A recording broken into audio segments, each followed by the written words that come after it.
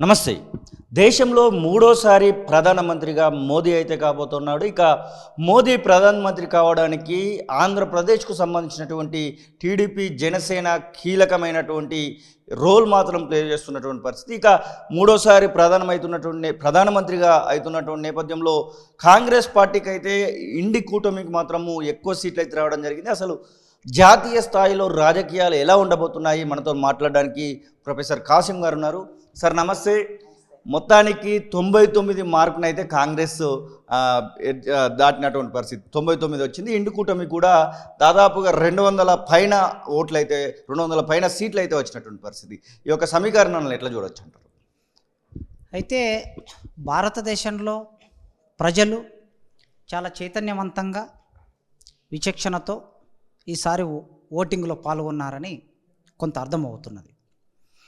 అయితే దేశంలో జరిగిన పరిణామాలు ఈ 10 సంవత్సరాల కాలంలో బీజేపీ ప్రభుత్వం వాళ్ళు ఎంపిక చేసుకున్న పెట్టుబడిదారీ అభివృద్ధి నమూనా లేదా బహుళజాతి కంపెనీల అభివృద్ధి నమూనా భారతదేశంలో ఉన్న బడా పెట్టుబడిదారులు అంబానీ, అదానీ అభివృద్ధి నమూనాని ఈ 10 ఏళ్లలో అమలు చేశారు. దానివలన దేశంలో నిరుద్యోగం పెరిగింది, రైతుల సమస్యలు ముందుకొచ్చాయి, కరోనా సమయంలో ప్రభుత్వం సరిగ్గా స్పందించలేకపోయింది, రాజ్యాంగ సంస్థలన్నీ విధ్వంసమైపోయాయి, భారత రాజ్యాంగం హామీ పడిన ప్రాథమిక హక్కులు కూడా అమలు కాలేని పరిస్థితి ఏర్పడింది. ఆర్థిక రంగంలో అంటే ముఖ్యంగా ప్రభుత్వ రంగంలో ఉన్న సంస్థలన్నిటినీ ప్రైవేటీకరించారు. వీటన్నిటి వలన సామాన్య మానవుడు ఈ దేశంలో నాకు ఏమొరిగింది 10 సంవత్సరాల కాలంలో, ఈ దేశ సంపదలో నా వాటా ఏమిటి, ఇట్లాంటి కొన్ని ఆలోచనలు చేశారు. ఈ ఆలోచనల నేపథ్యంలో భారతదేశ ఓటర్లు చాలా జాగ్రత్తగా ఆలోచించి ఏదైతే ప్రధాన పార్టీగా ఈ దేశాన్ని 10 ఏళ్ళు పరిపాలించారో 10 ఏళ్ళు పరిపాలించిన ఒక స్థితి ఎట్లా ఉండిందంటే పూర్తిగా ఏకఛత్రాధిపత్యంగా నియంతృత్వ ధోరణితో దేశాన్ని 2050 వరకు మేము పరిపాలిస్తాం అనే వాగ్దానంతో వాళ్ళు ముందుకొచ్చారు. 400 సీట్లు మేము సాధిస్తాం అని అనుకొని ఎన్నికల్లోకి వచ్చారు.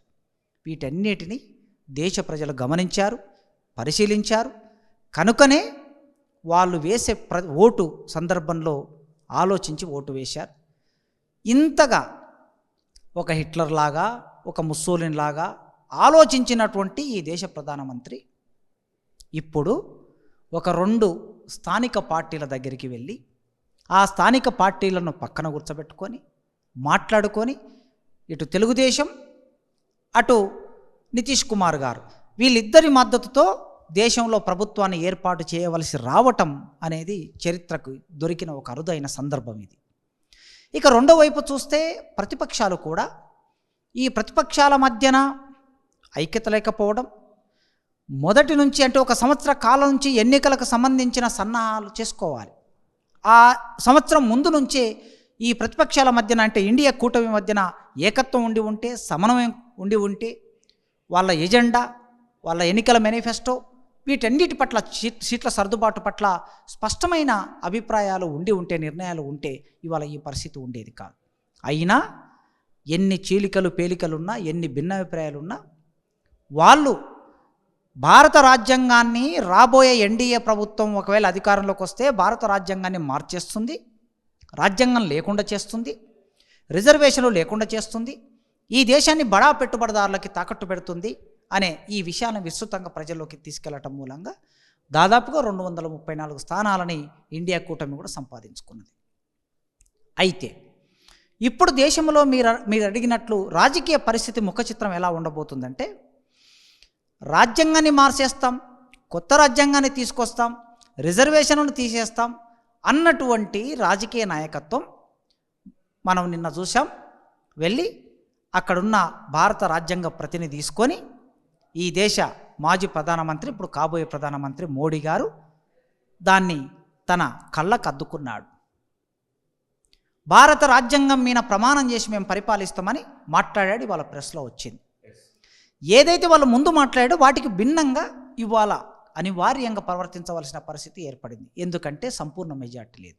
ఇది ఒకటైతే. రెండోది, ఎప్పుడైనా సరే చట్టసభ సమతుల్యంగా ఉండాలి. సమతుల్యంగా ఉండటం అనేది చరిత్రలో ఇప్పుడు దాదాపు ఒక 234 స్థానాలున్న ప్రతిపక్షం చట్టసభలో కూర్చొని ఉంటుంది. 244 స్థానాలున్న బీజేపీ, 18 స్థానాలున్న జనసేన టీడీపీ, అటు 12 స్థానాల్లో నితీష్ కుమార్, వాళ్ళ సహకారంతో అధికారంలో ఆయన ప్రధానమంత్రి స్థానంలో ఆయన కూర్చుంటాడు. ఏదైనా బిల్లు ప్రవేశపెట్టాలన్నా, చర్చ జరగాలన్నా ప్రతిపక్షం బలంగా పార్లమెంట్లో కూర్చుంటుంది. ఇంతకుముందులాగా బలవంతంగా ప్రతిపక్ష ఎంపీలని నెట్టేసి బంధించి చట్టాలు చేసుకునే పరిస్థితి ఇక పూర్వం ఉండదు అని మనం ఆశిస్తున్నాం. అసలైన తొలి వెలుగు. ఫాలో వాట్సాప్ @తొలి వెలుగు official.